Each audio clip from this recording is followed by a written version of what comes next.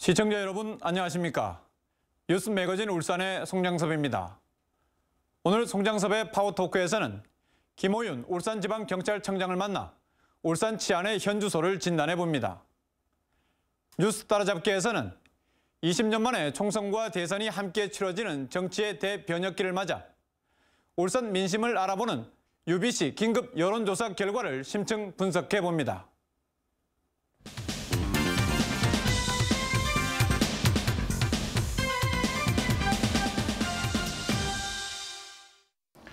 송장섭의 파워토크 시간입니다. 오늘은 김호윤 울산지방경찰청장과 함께합니다. 청장님 만나 뵙게 돼서 반갑습니다. 네, 반갑습니다. 예. 지난해 11월 28일 날 취임하셨으니까 이제 한 달이 조금 넘었는데요. 취임 소감 겸해서 울산 시민들께 인사 한 말씀 해주시죠. 네. 존경하는 울산 시민 여러분 반갑습니다. 지난해 11월 28일 울산지방경찰청장으로 부임한 김호윤 치안감입니다. 울산은 대한민국 수출을 대표하는 산업도시로서 아름다운 자연이 함께 어우러진 생태도시로 명품도시 울산의 치안 책임자로서 시민들이 마음 놓고 일하고 편안하게 생활할 수 있도록 최선의 노력을 다하겠습니다. 그래서 저는 올해 울산경찰의 목표를 선진 인류경찰 최상의 감동치안으로 정하고 3가지 목표와 5가지 핵심 전략을 구체적으로 만들어 울산경찰의 모든 역량을 집중할 생각입니다. 이제 본격적인 질문 드리도록 하겠습니다. 최근에 대구의 한 중학생이 학교 폭력과 집단 따돌림을 견디다 못해 스스로 목숨을 끊는 안타까운 사건이 있었는데요. 전국적으로 지금 논란이 되고 있습니다. 경찰에서도 나름대로 대책을 세우고 있는 것으로 알고 있는데요. 어떻습니까?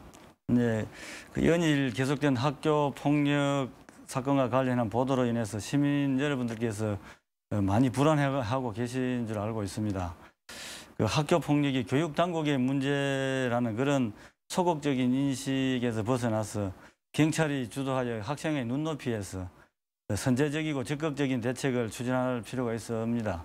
그래서 우리 경찰에서는 지난번에 남구 지역의 모 학교에 그 학교 폭력이 발생했는데 그 사안의 심각성을 고려해가지고 경찰서장이 팀장이 되어서 그 형사들과 또는 여성 청소년계 직원들이 합동으로 해서 그 수사를 하고 또 그 사안에 대한 그 판단을 지금 기다리고 있는 그런 상황입니다. 예. 방금 이제 남부 서장께서 직접 이제 그 수사팀장을 맡아서 수사를 하고 있다라고 말씀을 해주셨는데 이런 폭력 사건에 경찰서장이 직접 팀장을 맡은 전례가 있나요? 제가 알기로는 없는 것 같습니다. 예. 그만큼 이제 경찰에서 이 학교 폭력이 심각하다고 이제 인식을 하고 이제 접근하고 있다 이렇게 봐야 되겠네요. 예, 그렇습니다. 예. 그 동안에는 학교 폭력이 발생해도 이게 신고가 잘 들어오기도 힘들고 또 신고하기도 상당히 좀 어려웠었나 봅니다. 채널이 없어서 통로가 없어서 그런 건 아닌데 그 기본적으로 지금까지 쭉 내려온 관행이 학교에서는 학생을 선도하는 입장에서 교육적인 차원에서 하다 보니까 아무래도 소극적으로 학생을 보호한다는 측면에서 이렇게 숨기는 다는 표현이 어떨지 모르겠습니다만은 시시하는 그런 사례가 많았고 또 뭐 학교 측이나 또는 선생님들 간에도 자기 개인의 발전을 위한 그런 장애 요인도 될 수 있다는 그런 우려가 섞여 있는 것으로 이렇게 봅니다. 그럼 그걸 이제 보다 좀 신고를 쉽게 해서 조금 이제 겉으로 드러나게 해서 이런 문제를 좀 없애도록 하자. 그래서 이제 인터넷 같은 쉽게 말하면 청소년들이 좀 더 쉽게 접근할 수 있는 방법으로 이제 신고를 접수해서 좀 대처를 하겠다. 예, 그런 쪽으로 그 홍보를 많이 해서 적극적인 그런 신고라든지 그런 걸 통해 가지고 학교 폭력이라든지 또는 학생들이 안전하게 생활할 수 있는 그런 노력을 저희 경찰이 적극적으로 해보겠다는 그런 의지입니다. 예. 그러면 지금 혹시 이제 뭐 학교 폭력의 피해자일 수도 있고 혹시 또 본인이 뭐 가해자일 수도 있고 아니면 뭐 학부모나 교사들한테 학교 폭력 근절을 위해서 뭐 청장님 입장에서 좀 하시고 싶은 말씀 어떤 말씀 좀 해주시겠습니까? 우리 나라의 미래를 짊어질 학생들에게 그 폭력으로 인해서 상처를 받고 정상적인 그런 학교 생활이라든지 이런 것이 되지 않으면 우리 조국의 미래도 없다고 생각합니다. 그래서 그런 측면에서 저희 경찰이 안전과 인권의 수호자로서의 역할을 제대로 해내기 위해서 교육 당국과 협조해가지고 적극적으로 학교 폭력을 근절시키려는 그런 노력을 우리 경찰청장부터 계속 여러 가지 그 대책을 강구해서 적극적으로 시행할 그런 예정입니다. 예. 그럼 이제 신고가 접수돼서 뭐 피해자의 어떤 피해를 구제하고 가해자 네. 처벌하는 것도 중요하지만 네. 사실 그 이전에 예. 진짜 청소년들의 미래를 본다면 예방하는 게 상당히 중요하지 않겠습니까? 예, 예방 쪽에 대해서는 어떤 좀 그 예방을 위해서는 사전에 그 가해자라든지 피해자 기존에 있던 그런 학생들에 대해서도 상담도 실시하고 예. 또 건강상 문제가 있다면 치료 행위도 각 그 의료기관과 협조해서 하고 있고 또는 그 심리 상담 요원을 활용해 가지고 예. 지속적인 상담을 통해서 제대로 성장할 수 있는 그런 노력을 적극적으로 기울이고 있습니다. 네, 알겠습니다. 네. 하여튼 뭐 예방 교육, 예, 그다음에 그렇습니다. 또 가해자, 피해자에 대한 예방 교육이 최선입니다. 예, 조사도 좀 철저히 해주시고 그래서 학교 폭력이 좀 근절됐으면 좋겠습니다. 예, 이번엔 좀 더 민감할 수도 있는 문제 좀 질문을 좀 드리겠습니다. 네. 최근 보면 검찰과 경찰이 이제 수사권 조정을 두고 말들이 많은데요. 최근 이제 대구 지방경찰청 소속의 수성경찰서에서 검찰의 내사 지휘를 거부했다 그래서 또 논란이 되고 있습니다. 우리 경찰청에서는 이 문제를 좀 어떻게 보고 계십니까? 예, 진정 탄원 등은 범죄 혐의가 명확하지 아니한 수사 개시 전의 내사 사건에 해당됩니다. 예. 형사소송법과 시행령에 따라 검사가 경찰에게 수사 지휘할 수 있는 범위에 내사 사건은 포함되지 않습니다. 예. 따라서 검찰에 접수된 내사 사건을 검사가 경찰에게 수사 지휘를 하는 것은 법령에 규정된 지휘 범위를 벗어나므로 접수를 하지 않은 것으로 이렇게 생각합니다. 예. 따라서 입장은 우리 울산경찰청도 마찬가지입니다. 예. 그럼 이번에 이제 검찰에서 내사 지휘한 것을 수성경찰서에서 거부했다 이렇게 이제 언론에서는 표현을 하고 있는데 예. 경찰 입장에서는 거부한 게 아니고 예. 수사 지휘할 내용이 아니다 예. 이렇게 보시는 예. 거네요. 그렇게 보고 있는 겁니다. 알겠습니다. 그러면 그거와는 별개로 이제 수사권 조정을 두고는 우리 뭐 경찰청장까지 직접 나서서 좀 반발을 하고 계신데 청장님 개인적으로는 어떤 입장을 좀 가지고 계십니까? 저는 그게 뭐 반발이라는 표현보다 우리의 입장을 좀 더 구체적으로 설명하는 그런 과정이 아닌가 그렇게 예. 생각하고 있습니다. 사실 그 작년 7월에 개정된 행상소송법을 보면 국가기관 상호 견제와 균형이라는 수사권 조정의 본래 취지에 미치지 못하기 때문에 아쉬움이 있는 것입니다. 예. 그리고 최근에 그 제정된 그 대통령령 그 역시도 사법개혁이라는 국민적 요구에 부응하지 못하였다고 생각을 합니다. 우리 경찰은 앞으로 경찰과 검찰의 상호 협력 관계를 내용으로 하는 형사소송법 개정을 추진할 계획으로 있습니다. 이를 통해서 국민이 염원하는 선진국 수준의 형사사법 체계를 마련하도록 그렇게 하려고 하고 있습니다. 울산 시민 여러분의 그 많은 관심과 성원을 부탁드리겠습니다. 알겠습니다. 답변이 쉽지 않은 질문이었는데 답변해 주셔서 고맙습니다. 이번에는 그 선거 관련해서 질문을 좀 드리겠습니다. 오는 4월에는 이제 국회의원 선거가 있고요. 연말에는 또 대통령 선거가 있습니다. 그 선거 관련 업무 또한 경찰로서는 상당히 부담이 되는 부분인데, 예, 선거 관련해서 어떤 대책들 좀 세우고 계십니까? 지난해 12월 13일부터 총선 예비 후보 등록이 시작됨에 따라서 전 기능이 첩보 수집 그리고 또 24시간 사이버 검색을 우리 경찰이 실시를 하고 있습니다. 예. 아울러서 저희들은 지방청 및 4개 경찰서의 그 수사, 정보, 보안 합동 수사 전담반을 59명을 편성해서 단속 활동을 하고 있습니다. 그 선거 사무 일정에 따라서 그 단계별로 단속 체제를 가동하고 있는데 저희 경찰에서는 정당이나 지고를 막론하고 적법 절차에 따라서 엄정히 단속하고 있습니다. 예. 또 그 선거관리위원회 등 유관기관과도 협조 체제를 구축하고 있습니다. 예. 아울러서 신고 보상금 지급이나 홍보 활동 등도 강화하고 있고 범국민 신고 체제를 구축함으로써 깨끗하고 돈 안 드는 선거 풍토를 조성하도록 하겠습니다. 알겠습니다. 예. 그리고 이제 울산 하면은 노사 분규 문제를 빼놓을 수가 없습니다. 뭐 최근에는 노사 관계가 상당히 이제 안정이 돼서 뭐 그런 일이 많지는 않습니다만은 얼마 전까지만 해도 해마다 노사 분규 때문에 참 경찰이 애를 먹었는데요. 뭐 올해도 노사 안전 기조가 계속 될 거라고 봅니다만은 그래도 또 뭐 사업장에 따라서는 또 이제 불미스러운 일이 있을 수도 있는데 경찰 쪽에서는 이 노사 분규 문제 어떤 대응책을 좀 갖고 계십니까? 예, 우리 작년 울산에는 그 이제 어느 때보다도 산업 평화가 잘 지켜져 왔다고 봅니다. 예. 경찰은 노사 문제에 대해서는 양측이 대화와 협상을 통한 자율 해결을 원칙으로 존중해 나가고 있습니다. 예. 앞으로 노사와 관련한 집회에서는 경고, 설득, 행정 지도 등을 통해서 합법 촉진 활동을 진행하고 불법 폭력 시위에 대해서는 그 정도에 따라서 차별적이고 절대된 경찰력을 행사해서 선진 집회 시위 문화와 산업 평화 정착이 되도록 노력하겠습니다. 예. 그리고 이제 울산은 올해가 이제 공업센터 지정 50주년이 될 만큼 울산은 이제 산업도시입니다. 우리 국가 경제 발전을 위해서 노력들을 많이 하고 있는데 그러다 보니까 이제 첨단 기술을 가진 크고 작은 기업들이 상당히 밀집해 있습니다. 그래서 울산 지역에서도 이제 뭐 지난해 같은 경우도 산업기술이 해외로 유출될 뻔한 사건들도 있었는데 이런 산업기술 보호를 위해서 울산경찰은 어떤 노력들을 하고 있는지 소개를 좀 해주시겠습니까? 예, 그 아시아 그 4대 생산 도시입니다. 우리 울산이. 예. 그 자동차, 조선, 정밀화학 등 그 첨단 산업체가 3,000여 개나 그 위치하고 있습니다. 예. 그 대한민국 최고 산업 도시로서 그 산업 기술을 보호하는 것이 매우 중요하기 때문에 우리 경찰에서는 작년 5월에 국제범죄 수사대를 우리 울산청에 발대를 했습니다. 예. 그래서 특히 그 산업기술 유출 수사팀을 신설해서 그동안에 전문기관의 위탁 교육도 많이 받았고 그 수사 역량을 강화하는 그런 교육을 많이 받았기 때문에 많은 성과가 있을 것으로 생각이 됩니다. 그 결과 산업기술 유출 사범 6명을 검거를 했습니다.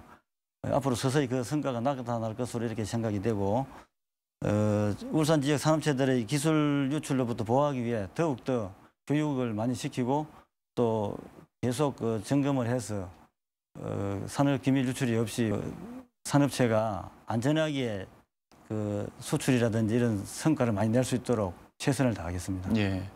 경찰이 이제 산업기술이 유출되는 것을 막는 것도 중요하지만 일단 1차적으로는 기업들의 어떤 보안 의식이 좀 강화돼야 될 것 같은데 기업들 스스로가 좀 산업기술을 지키려고 노력도 하고 또 우리 또 울산경찰청에서는 만에 하나 유출 사고가 발생하면 해외로 유출되기 전에 반드시 좀 차단 좀 해주시고 그렇게 해주셨으면 좋겠습니다. 네.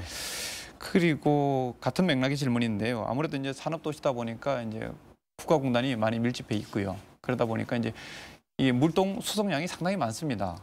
그래서 이제 뭐 신호 체계라든지 또 대형 구조물들이 다니다 보니까 뭐 신호등이 걸린다든지 이런 문제들이 상당히 많이 있어서 기업체들이 애로사항을 많이 좀 호소를 하는데 그런 부분에 대한 어떤 울산 경찰의 대책이 좀 있을까요? 이미 일부 시행을 하고 있습니다. 예. 수출 그리고 또 항만 물동량이 우리나라가 15%를 차지한다고 알고 있습니다. 예. 그래서 작년에 용년이나 원산공단 등의 주요 공단의 원활한 물류 수송을 위해서 교통신호 체계를 개선을 대폭 했습니다. 예. 그 결과 그 사회 경제적인 연 비용으로 치면 785억 원의 절감 효과를 거둔 바가 있습니다. 예. 그리고 또 대형 구조물 차량이 화물 차량을 통해서 원활하게 이동하기 위해서 할 수 있도록 회전이 가능한 그런 신호 체계를 신호기를 설치를 했습니다. 158개나 설치를 했고 앞으로도 계속 확대해 나갈 예정입니다. 중소기업의 교통민원 해결을 위해 원스톱 창구를 운영하여 폐사로 드나들기 쉽게 중앙선을 끊는 등 47건의 기업 지원 활동을 한 바 있습니다. 올해에도 산업도시 울산의 물류소통에 도움이 되는 교통정책을 펼쳐서 지역경제 활성화에 기여하도록 하겠습니다. 이것은 제가 취임 이후부터 계속 더 특별히 챙겨오는 그런 과제이기도 합니다. 알겠습니다. 예. 그리고 최근 경찰이 전국적으로 조직폭력배 단속에 나서고 있는 것으로 알고 있습니다. 울산청에서는 나름대로 성과가 있었는지 좀 궁금하고요. 그리고 앞으로 조직폭력배 근절 어떻게 추진해 나갈 계획이신지 말씀을 좀 해주십시오. 예, 제가 부임해서 보니까 아마 조직폭력배의 파가 한 6개 정도의 파가 있는 것으로 이렇게 알고 있습니다. 그래서 그 실태를 보면 조직폭력은 노점갈취 등 서민 생활을 괴롭히고 공동사회를 불안과 위협에 떨게 하는 그런 사회악입니다. 울산경찰은 시민들이 안전하게 생업에 종사할 수 있도록 하기 위해서 조직폭력배 특별단속을 강력하게 추진하고 있습니다. 그 결과 선량한 시민을 폭행하거나 시장 상인을 상대로 금품을 갈취한 그 조직폭력배 56명을 검거를 했습니다. 예. 또한 전국 최초로 시민들이 이용하는 대중목욕탕 업주들과 협조를 받아서 전신문신을 한 폭력배는 출입을 자제하는 그런 안내문을 부착하고 시행을 해서 2명을 단속하였습니다. 시민들로부터 좋은 반응을 얻었습니다. 예. 그렇지만 조직폭력배의 근거는 경찰의 노력만으로는 한계가 있다고 생각합니다. 울산 시민들의 신고와 수사 협조 무엇보다도 중요하기 때문에 시민 여러분의 적극적인 제보를 꼭 당부를 드리겠습니다. 알겠습니다. 근데 이게 특별 단속 있을 때마다 이제 반짝했다가 또 단속 기간 끝나면 다시 또 흐지부지 되는 경우가 상당히 많았는데 이번엔 좀 그렇지 않고 완벽하게 조직 폭력배를 좀 근절시켜 주시기를 좀 기대를 하겠습니다. 예, 그렇게 하겠습니다. 이 조직 폭력배들에 대해서 평상시에 계속 관심을 가지고 추적하고 이렇게 관리를 하고 있습니다.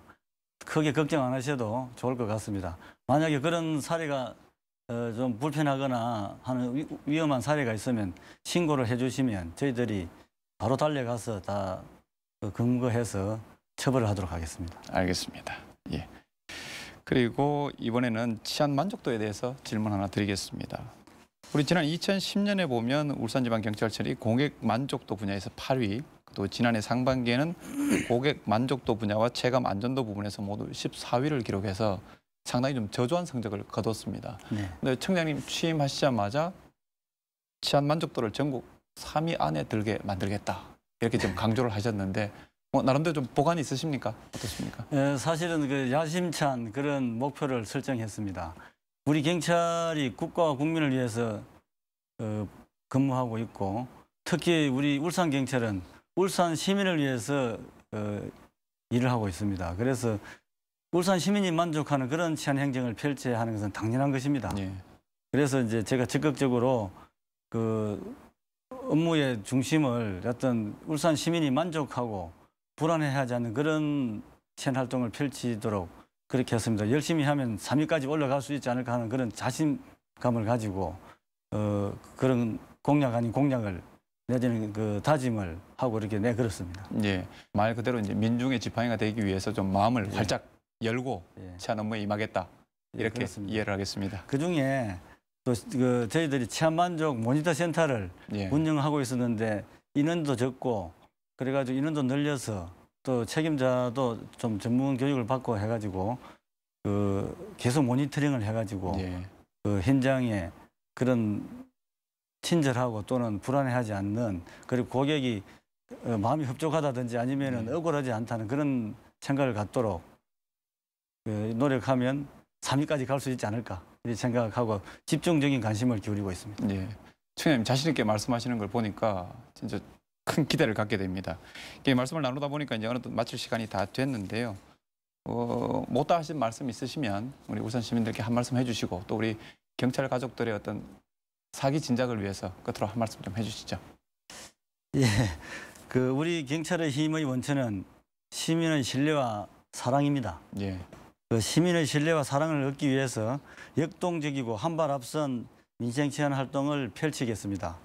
아울러 아동, 여성 등 사회적 약자를 대상으로 한 범죄에 대해서는 강력 범죄에 준하여 엄격히 처리하겠습니다. 또한 산업수도 특성에 맞는 물류 소통 중심의 교통관리와 어린이, 노약자 등 교통약자의 교통사망사고 줄이기에도 심혈을 기울이겠습니다. 우리 울산경찰은 울산 시민을 위해서 존재한다는 그런 사실을 명심하고 시민들이 억울하지 않도록 불안해하지 않도록 궁금하지 않도록 정성을 다하는 자세로 맡은 바 업무에 혼신의 힘을 다하겠습니다. 앞으로도 빈틈없는 치안 활동으로 울산 시민들이 마음 놓고 생활하고 또 우리 기업들이 마음 놓고 산업 활동에 전념할 수 있도록 만전을 다해 주시길 기대하겠습니다. 오늘 자리에 함께해 주셔서 고맙습니다. 네, 감사합니다.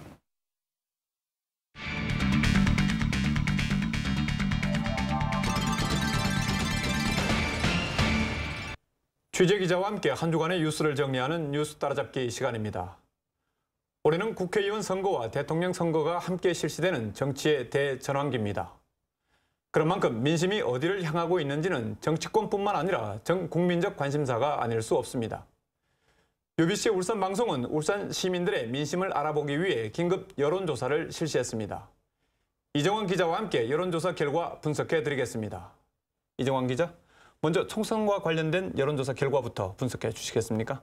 네, 아무래도 가장 관심이 쏠려 있는 부분은 현역 국회의원들에 대한 유권자들의 평가라고 할 수 있습니다. 그런데 울산의 6개 선거구 가운데 남구을과 동구 그리고 울주군에서는 현역 국회의원들에 대해서 긍정적인 평가가 부정적인 평가보다 더 많았던 반면 나머지 3개 선거구에서는 부정적인 평가가 더 많았습니다. 먼저 중구 정가빈 의원의 의정활동에 대해 매우 잘한다와 잘한다 등 긍정적인 평가가 17.6%, 매우 못한다와 못한다 등 부정적인 평가가 18%, 보통이다가 45.3%로 나타났습니다. 남구갑 최병국 의원은 긍정적인 평가가 17.6%, 부정적인 평가 21.5%, 보통이 39.3%로 조사됐습니다. 남구을 김기현 의원은 긍정적인 평가 25%, 부정적인 평가 13.8%, 보통이 39%였습니다. 동구 안효대 의원은 긍정적인 평가 21.2%, 부정적인 평가 15.7%, 보통이 45.5%로 나타났습니다. 북구 조승수 의원은 긍정적인 평가 16.1%, 부정적인 평가 21.3%, 보통이 38.7%로 조사됐습니다. 울주군 강길부 의원은 긍정적인 평가 26.4%, 부정적인 평가 12.4%, 보통이 40.6%였습니다. 최근 중앙 정치권의 움직임을 감안하면 이번 4.11 총선은 한나라당과 야권 단일 후보 사이에 양자 구도로 치러질 가능성이 높아지고 있습니다. 울산에서도 양자 구도로 치러질 경우 어느 후보에게 유리할까요? 이번 여론조사 결과에서는 어떻게 나왔습니까? 예, 이번 여론조사에서는 총선이 여야 양자 구도로 치러질 경우 오차 범위 안의 접전을 벌이거나 야권 단일 후보가 앞서는 것으로 나타났습니다.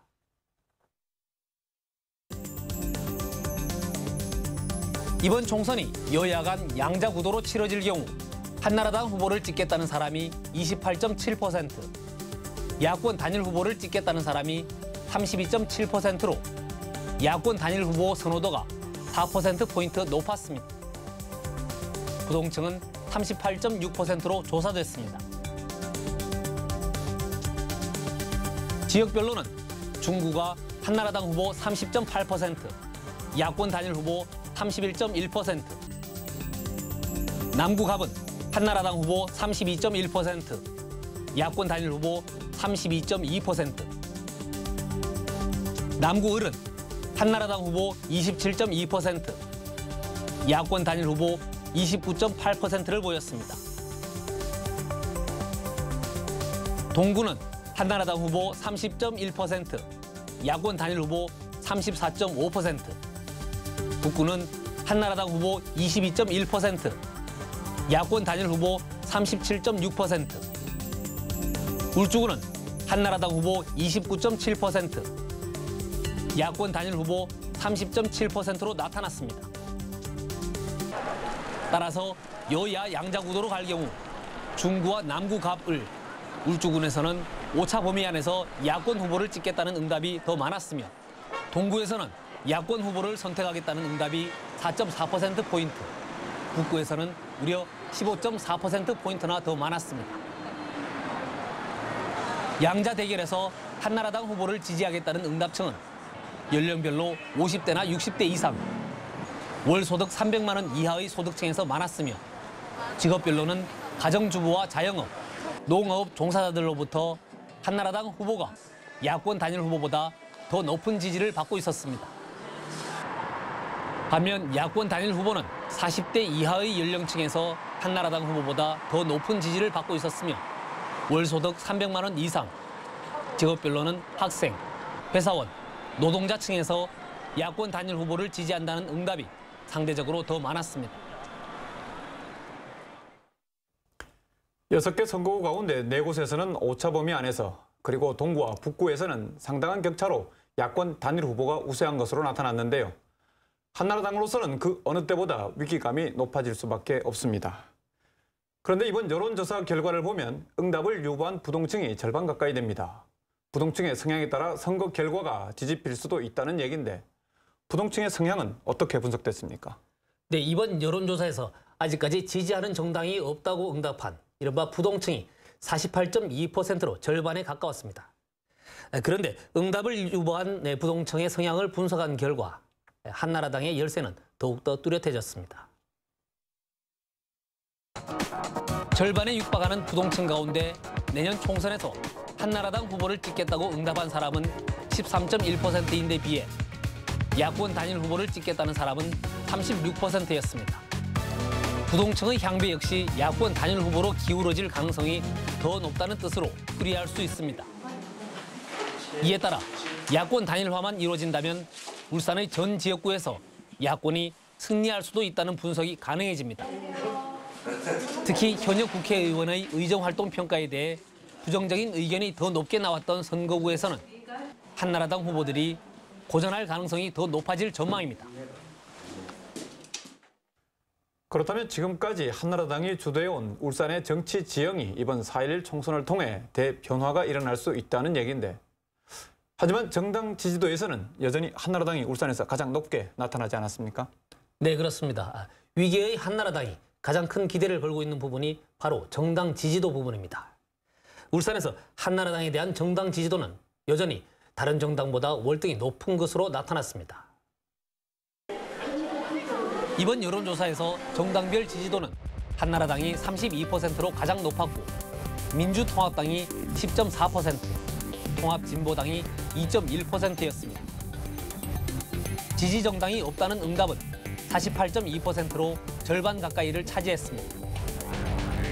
특히 지난해 9월에 발표된 UBC의 여론조사에서도 한나라당에 대한 정당 지지도가 32%였던 점을 감안하면 지난 석 달간 한나라당에서 내후 외환이 끊이지 않았지만 한나라당 지지층이 탄탄하다고 볼 수 있습니다.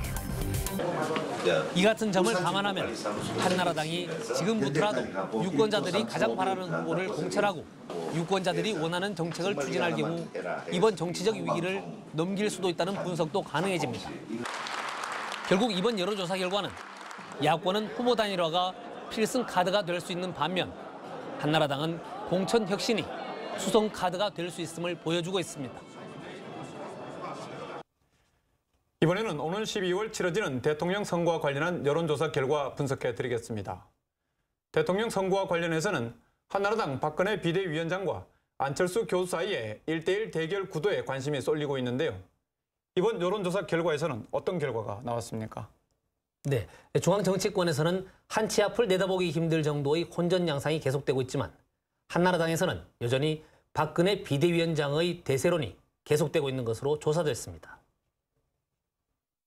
대통령 선거에서 누구를 지지할 것인가 하는 질문에 박근혜 한나라당 비대위원장이 31.8%로 1위를 차지했고 안철수 교수가 17.8%로 2위, 정몽준 전 대표가 5.1%로 3위, 문재인 이사장이 3.7%로 4위를 차지했습니다. 다음으로 유시민, 손학규, 이회창 순이었습니다. 이번 대선이 박근혜 한나라당 후보와 안철수 야권 단일 후보 간의 양자 대결로 치러질 경우 박 후보가 42.7%, 안 후보가 37.3%를 기록해 두 사람의 격차는 5.4%포인트 차이로 크게 좁혀졌습니다. 결국 대통령 선거가 다자간 대결로 갈 경우 박근혜 비대위원장의 뚜렷한 우세가 예상되지만 안철수 교수와의 1대1 구도가 되면 울산에서도 박근혜 위원장의 우세를 쉽게 점치기는 힘든 상황이라고 볼 수 있습니다. 이번 여론조사에는 이명박 대통령과 박맹우 울산시장을 비롯한 지역 단체장들에 대한 시민들의 평가도 포함됐습니다. 시민들은 어떻게 평가를 했습니까? 네, 이번 여론조사에서 이명박 대통령에 대한 국정수행 평가를 묻는 질문에 대해 부정적인 응답이 더 많았습니다. 또 울산에서는 박맹우 시장에 대해 긍정적인 평가가 훨씬 더 높았고 김봉만 교육감에 대해서는 부정적인 평가가 더 많았습니다. 먼저 이명박 대통령의 국정수행에 대해 물어봤습니다.